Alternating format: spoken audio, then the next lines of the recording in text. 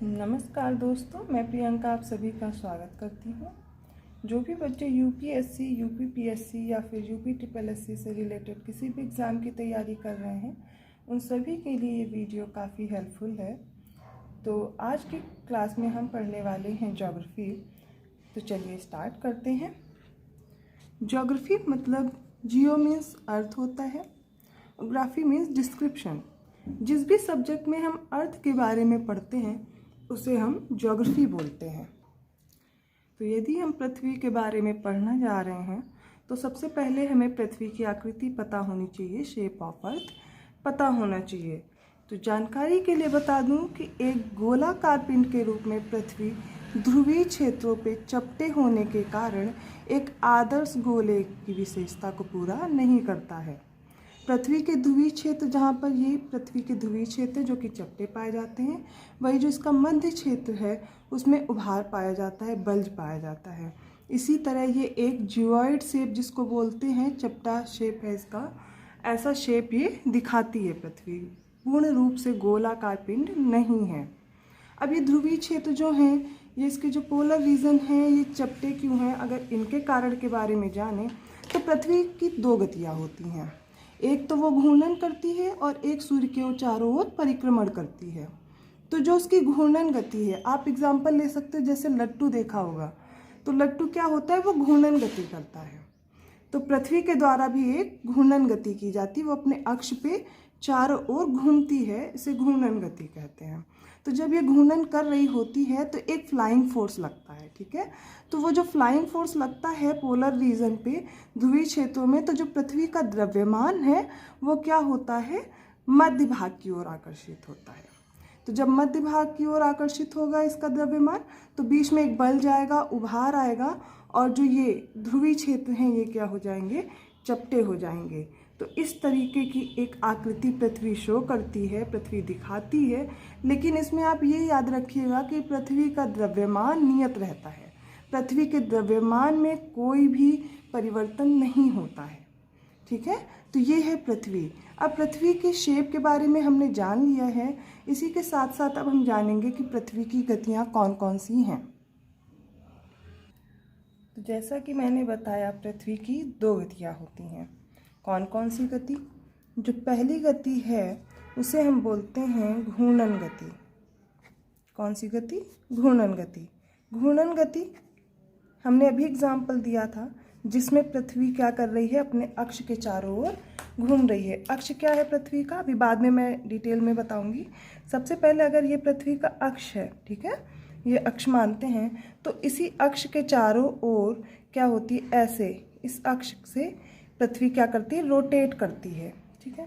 लट्टू आपने देखा है, सेम उसी तरह क्या करती है, रोटेट करती है।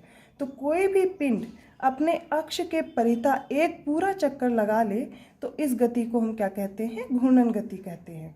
और पृथ्वी क्या है, ये है पृथ्वी का सेंटर। अब जब पृथ्वी अपने अक्ष पर घूर्णन करती है तो इसका घूर्णन कुछ दूसरी तरह से है, ये अपने अक्ष पर, ये अपने अक्ष से 23.5 डिग्री झुकी हुई है, ठीक है। ये इस वाले अक्ष से, ये इंक्लाइन प्लेन से, इससे क्या है, 23.5 डिग्री पृथ्वी का क्या है, झुकाव है। अब इस झुकाव पे होने के कारण क्या करती है पृथ्वी, इस अक्ष पे रोटेट करती है। समझ में आया पृथ्वी की घूर्णन गति? मैंने पहले क्या बताया, कोई भी पिंड अपने अक्ष के परिता एक पूरा चक्कर लगा ले तो इसे क्या कहेंगे, घूर्णन गति। किंतु पृथ्वी का जो अक्ष है वो 23.5 डिग्री झुका हुआ है, इसलिए पृथ्वी कैसे चक्कर लगाती है, ऐसे, ठीक है। ये अपने अक्ष पे ऐसे घूमती है झुके होने के कारण। अब पृथ्वी में जो घूर्णन होता है वो किस दिशा में होता है, तो सबसे पहले आपको दिशाओं का ज्ञान होना चाहिए। तो दिशा मैं सबसे पहले बता देती हूँ, फिर आपको बताती हूँ कि घूर्णन किस दिशा में होता है, ओके, ठीक है। ये है उत्तर, दक्षिण, पूर्व, और ये है पश्चिम। तो आप खुद अब जान सकते हैं, अगर इधर से ये रोटेट कर रही है पृथ्वी तो क्या होगा, पश्चिम से पूर्व दिशा में पृथ्वी का घूर्णन होता है। अब इस घूर्णन में कितना समय लगता है, एक चक्कर लगाने में, अपने अक्ष के परिता चारों तरफ घूमने में पृथ्वी को कितना समय लगता है? तो वैसे तो हम लोग जानते हैं 24 आवर्स, 24 घंटे, लेकिन ये सिर्फ 24 घंटे नहीं है, 24 घंटे 56 मिनट और 4 सेकंड, इतना वक्त पृथ्वी को एक चक्कर लगाने में लग जाता है। तो एक घूर्णन करने में कितना समय लगेगा? 24 घंटे 56 मिनट और 4 सेकंड का समय लगता है। ये तो पहली गति हो गई पृथ्वी की घूर्णन गति। अब आगे बात करेंगे दूसरी गति की। अगली गति है परिक्रमण गति। अब ये परिक्रमण गति क्या है? मान लीजिए ये है सूर्य, ये सूर्य है, ठीक है। अब सूर्य के परितः जो पृथ्वी चक्कर लगाती है चारों ओर, ठीक है, चारों ओर जो चक्कर लगाती है इसको हम क्या बोलते हैं? परिक्रमण गति। मतलब पृथ्वी अपने अक्ष पर घूर्णन करते हुए, पहली गति कौन सी थी? घूर्णन गति थी। पृथ्वी अपने अक्ष पर घूर्णन करते हुए सूर्य के चारों ओर दीर्घवृत्तीय पथ पर एक गति करती है, इसकी परिक्रमा करती है और उसको हम बोलते हैं पृथ्वी की परिक्रमण गति। आपको समझ में आ गया होगा। और परिक्रमण गति में कितना वक्त लगता है या कितना समय लगता है? क्योंकि ये पृथ्वी की वार्षिकी गति है तो आपको याद होगा कि परिक्रमण गति में समय लगता है, एक वर्ष कितना होता है? 365 दिन का। लेकिन 365 दिन के साथ साथ 1/4 दिन और लगता है, ठीक है। कितना वक्त लगता है पृथ्वी को एक पूरी परिक्रमण गति करने में? 365 और 1/4 दिन साथ में। इसे हम पृथ्वी की वार्षिकी गति कहते हैं। अब जब ये पृथ्वी गति कर रही होती है, ये है पृथ्वी और ये है सूर्य, ठीक है। पृथ्वी और सूर्य तो क्या है? मैंने बताया दीर्घवृत्तीय कक्षा में जब गति करेगी पृथ्वी तो क्या कहलाएगा? परिक्रमण गति, ठीक। कैसी गति? परिक्रमण गति। ऐसे ये मैंने 2 स्टेटस दिखाए हैं आपको पृथ्वी के कि इधर से घूमती हुई जा रही है और पूरा चक्कर लगा करके आ रही है अपने स्थान पर। तो ये है पृथ्वी। अब जब पृथ्वी परिक्रमण गति करती है तो सूर्य से जो इसके परिक्रमण पथ की दूरी है वो कभी एक समान नहीं होती है, हमेशा क्या होती है? चेंज हो जाती है। तो जब ये दीर्घवृत्ताकार में जब ये गति कर रही होती है तो 2 स्थितियाँ उत्पन्न होती हैं, ठीक है। कौन कौन सी? एक स्थिति को हम बोलते हैं उपसौर। क्या बोलते हैं? उपसौर। अभी मैं समझाती हूँ क्या है ये दोनों। उपसौर की अवस्था आती है और दूसरी अवस्था आती है अपसौर की अवस्था, ठीक है। अपहीलियन एंड पेरीहीलियन जिसको बोलते हैं, अपसौर की अवस्था। 2 तरह की ये अवस्थाएं हैं। अब ये क्यों उत्पन्न हो रही हैं? जब देखिए दीर्घवृत्ताकार कक्षा में पृथ्वी गति कर रही होती है सूर्य के चारों ओर, तो एक समय ऐसा आता है जब पृथ्वी सूर्य के सर्वाधिक निकट होती है ना। अब ये वक्त कब आता है? ये आता है 3 जनवरी को।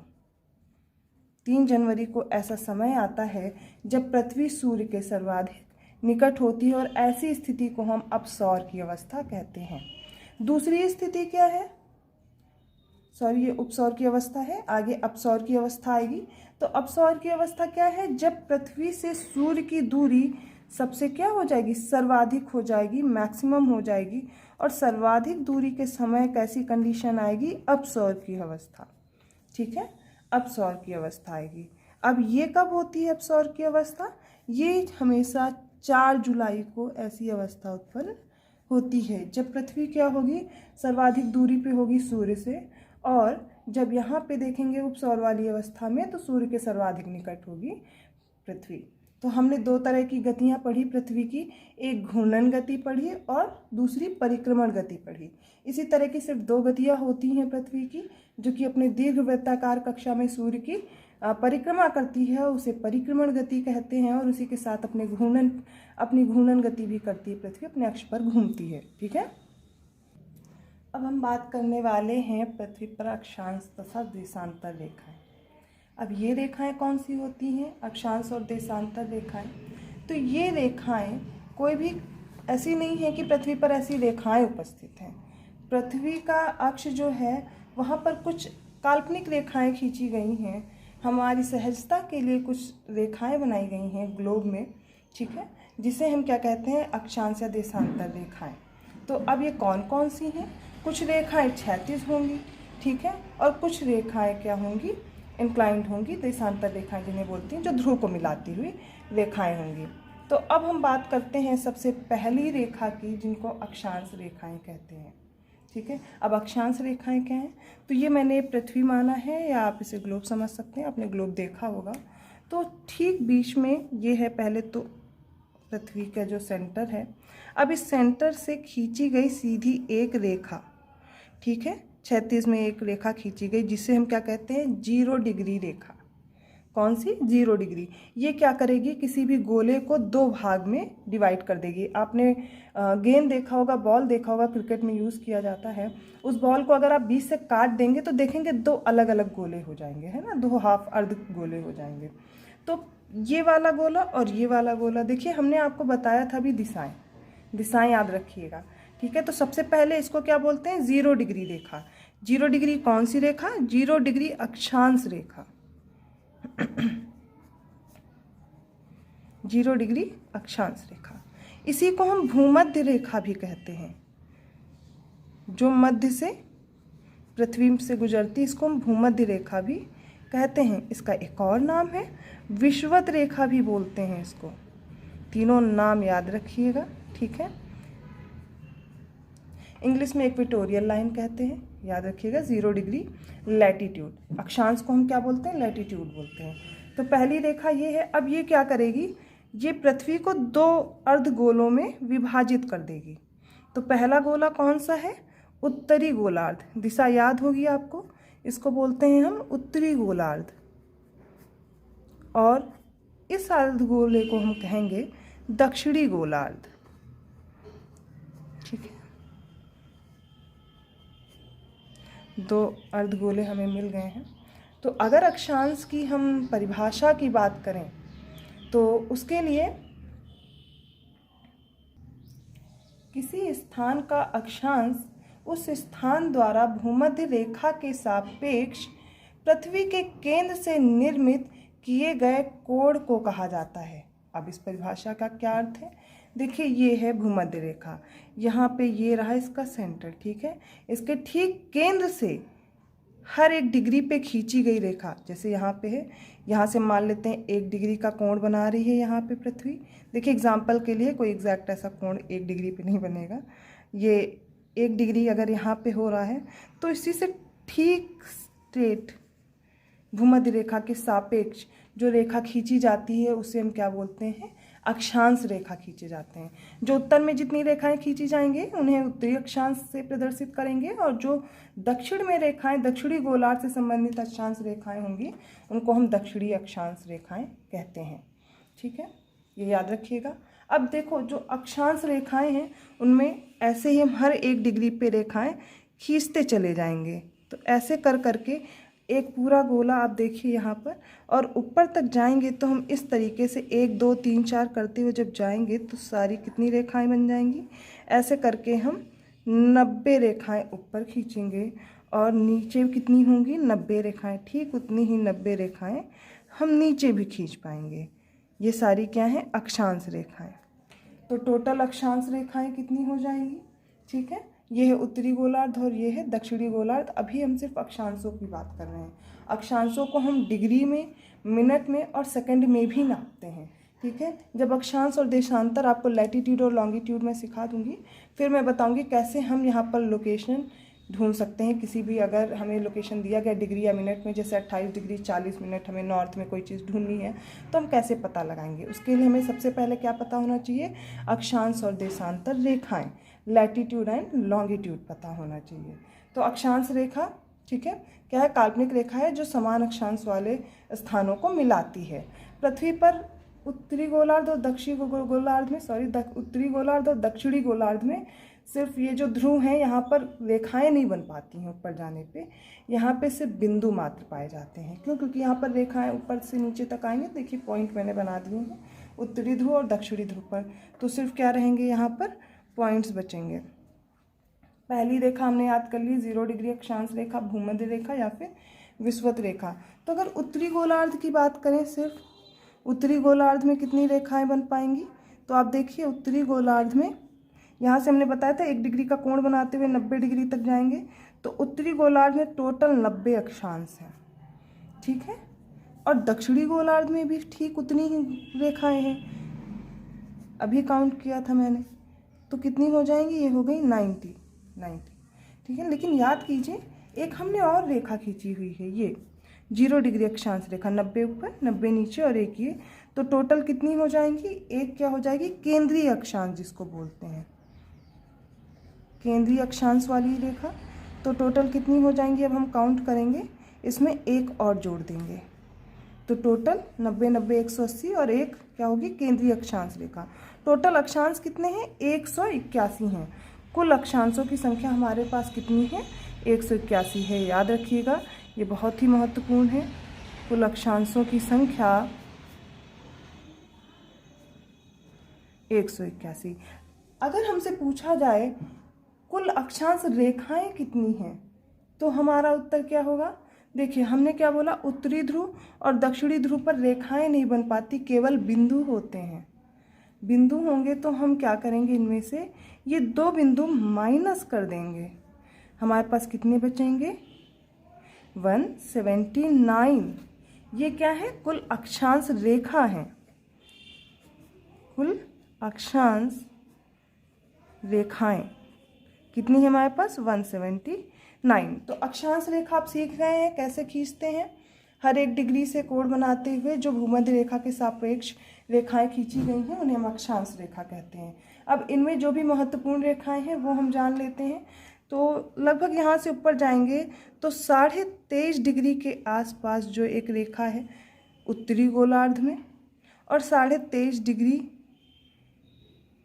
दक्षिणी गोलार्ध में, ये 2 रेखाएं हमारे लिए बहुत महत्वपूर्ण हैं। अब ये रेखाएं कौन सी हैं, जो 23.5 डिग्री उत्तरी रेखा है, उत्तरी अक्षांश रेखा है, उसको हम बोलते हैं कर्क रेखा, कर्क रेखा, ट्रॉपिक ऑफ कैंसर। और जो 23.5 डिग्री साउथ में है उसको हम बोलते हैं मकर रेखा, ट्रॉपिक ऑफ कैप्रिकॉर्न। ये दोनों रेखाएं। तो हमने कौन सी भी रेखाएं सीखी हैं, अक्षांश रेखाओं के बारे में जाना है। अब अक्षांश से जुड़ी हुई कुछ जानकारी है कि देखिए अभी हमने बताया था जो पृथ्वी का झुकाव है वो 23.5 डिग्री है, ठीक है। 23.5 डिग्री झुके होने के कारण मान लीजिए यहाँ पे सूर्य है, तो जो सूर्य की किरणें हैं वो क्या है, वर्ष में एक बार अपना लंबवत प्रभाव डालती हैं। तो पृथ्वी का अक्षीय झुकाव जो है 23.5 डिग्री है, अतः 23.5 डिग्री वह अधिकतम अक्षांश है जहाँ पर सूर्य की किरणें एक बार लंबवत प्रभाव निर्मित करती हैं। और पृथ्वी द्वारा सूर्य की परिक्रमा के दौरान एक बार जो उत्तरी गोलार्ध है वो सूर्य की ओर अधिक झुक जाता है। जैसे ये सूर्य है और पृथ्वी इसका चक्कर लगाते हुए यहाँ पे आ रही है, तो एक समय ऐसा आएगा जब पृथ्वी का झुकाव सबसे अधिक होगा सूर्य के सापेक्ष। उत्तरी गोलार्ध के सूर्य की ओर 23.5 डिग्री के इस झुकाव के कारण जो सूर्य के लंबवत किरणों का जो प्रभाव है वो 23.5 डिग्री नॉर्थ पर निर्मित होता है। इसी आधार पर 23.5 डिग्री नॉर्थ का हमने जो अक्षांश रेखा है इस कर्क रेखा का निर्धारण किया है। इसी प्रकार अगर हम बात करेंगे, इसी प्रकार इस समय उत्तरी ध्रुव पर सूर्य की किरणें ध्रुव को पार कर जाएंगी। देखिए जब यहाँ पे मान लीजिए मैं एग्जाम्पल में बना दे रही हूँ सूर्य, ठीक है, और यहाँ पर क्या होगा, ये मान लीजिए अर्थ झुकी हुई है 23.5 डिग्री, ठीक है। तो यहाँ पर तो किरणें लंबवत पड़ रही हैं इसकी, ठीक है, यहाँ पर किरणें लंबवत आ रही हैं, पर आप और देखेंगे कि झुकाव के कारण क्या होगा, उत्तरी ध्रुव, ये जो उत्तरी ध्रुव है देखिए नॉर्थ पोल और ये साउथ पोल, यहाँ पर जो सूर्य की किरणें हैं वो क्या करेंगी, यहाँ इसको पार कर जाएंगी, ठीक है। और इस वजह से यहाँ पर देखिए, ठीक है। तो अब अभी मैं आपको पढ़ाऊंगी पृथ्वी की गतियाँ, इनका प्रभाव पढ़ाऊंगी, तब मैं बताऊंगी कि कैसे यहाँ पर 6 महीने का दिन और 6 महीने की रात होती है। तो ये थोड़े फैक्ट थे, मैंने इसके साथ बता दिए हैं। लेकिन अब आपको इम्पॉर्टेंट जो जानना है, जो इम्पॉर्टेंट फैक्ट है वो है लॉन्गिट्यूड के बारे में, देशांतर रेखाओं के बारे में। ये हम अगले वीडियो में डिस्कस करेंगे। तब तक के लिए आप इस वीडियो की हेल्प से तैयारी कर सकते हैं।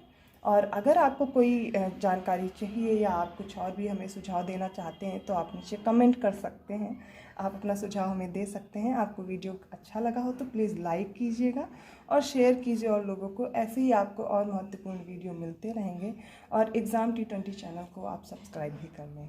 धन्यवाद।